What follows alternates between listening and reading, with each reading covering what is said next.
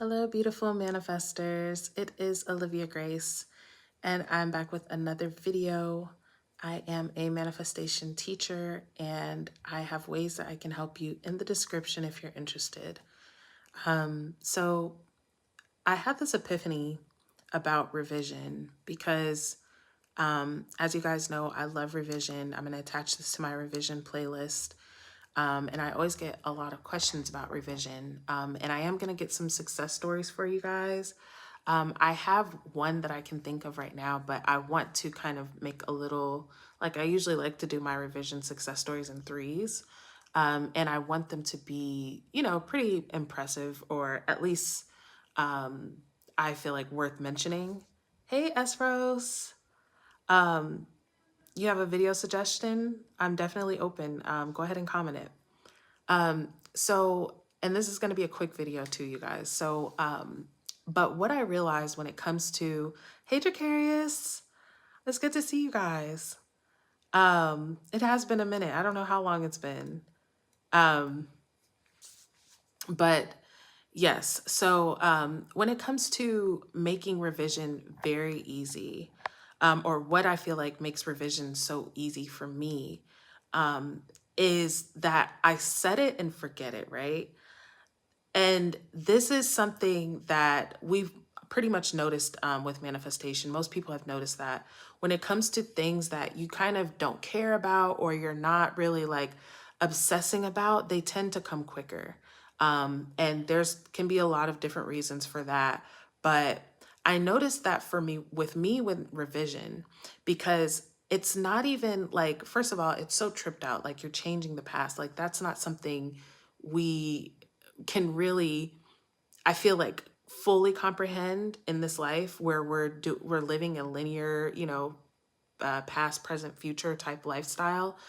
And so with me with revision, it's not even honestly that I really believe that something can happen from it.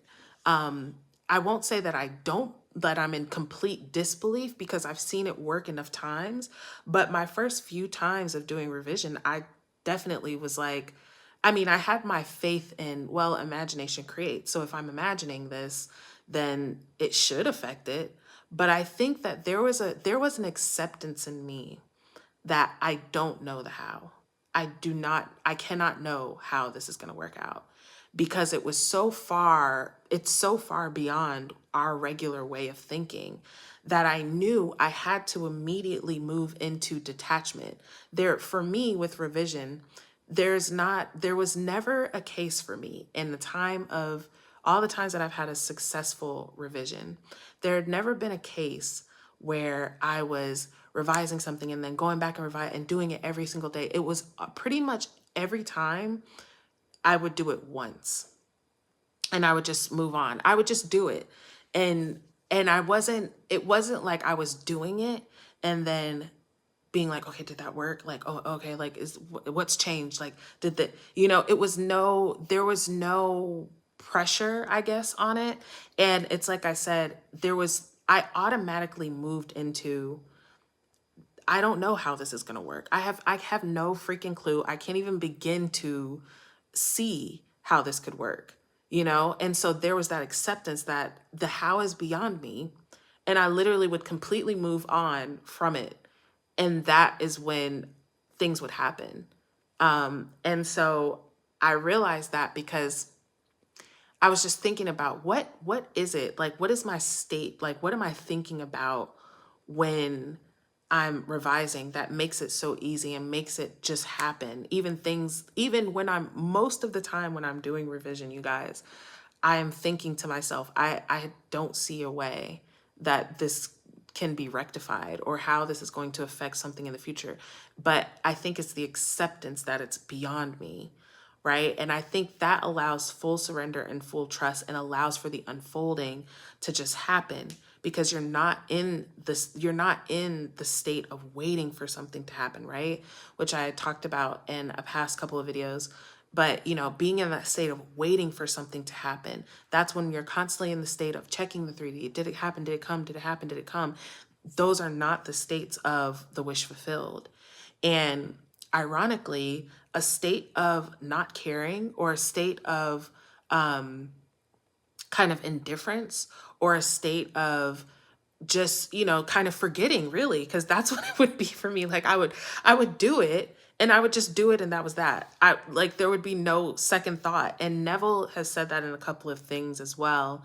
One meditation that I love, it's my favorite meditation for doing a sat scene. I'll link it for you guys.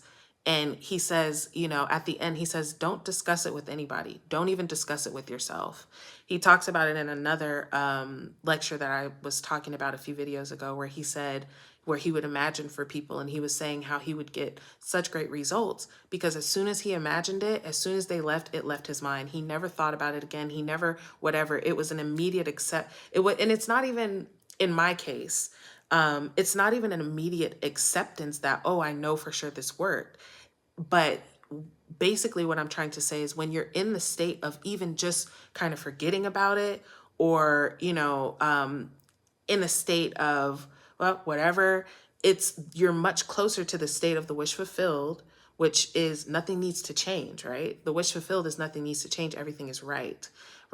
You're much closer in that state than you are in the state of, okay, I did it. Now, where's the evidence? Okay, I did it. Now I need 3D to change where I did it. Okay, now I'm looking, right? So that I noticed, that's just something that I noticed, you guys. It could be helpful to you. But that's really it, you guys. I'm going to read these comments. Definitely like the video and subscribe if you're not subscribed, you guys. And check out my other revision videos. That's like the most popular thing that you guys love on here. So I want to get some good stories for you guys, and I will.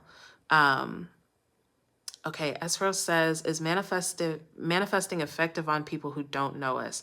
A, people who do know us personally. B, people who do not know us at all. Of course, it can be a reference for SPKs, but what about in general? Yes, manifesting is effective on everybody. Like when you say basically, Esros, the way that someone explained it to me, that was the best way that I can think of explaining it, is that remember, like think about when you're in a dream, when you're sleeping, when you're in a dream, the entire contents of the dream is your imagination. You're imagining the entire world within your dream. So even if you are in if you're on one side of the planet and there's another side of the planet, technically in your dream, that's still a product of your imagination. However, what you are aware of is what is kind of, I won't say within your control, but you're not going to control something that you're not aware of, right? So what you're aware of in your immediate reality is what is more kind of a direct reflection of what's going on with you. I feel like the further out, like as far as people that we don't know or people like strangers, I feel like they fall into more of general assumptions that we may have about those people or whatever. But the more specific and the more that you know somebody, and the more though you form more assumptions about them because they're in your awareness, right?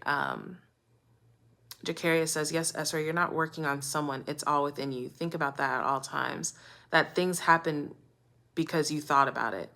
Favors, compliments, etc. People being mean or nice to you because that's what you think about, right? And about what you think about yourself, right? It's about what you think of others, what you think about yourself, and what you think about yourself in relevance to others. So like, let's take this and then I'm going to hop off. Let's say there's Susie, right? You have an assumption about Susie. You may assume that Susie is a bitch, right? So Susie may act like a bitch to you. Now, you could also, Susie may not be a bitch, but you could have an assumption about yourself that people don't like you. So Susie acts like a bitch to you, right? Now, you could have an assumption about how the world or how outside people react to you. So Susie may not be a bitch. You may not have like a low self-concept about yourself, but you may believe that people in general, just don't like you. So people are going to show up and show those characteristics to you. I'm intending that makes sense. But anyways, I love you guys. I appreciate you guys, and I will see you guys in another video soon.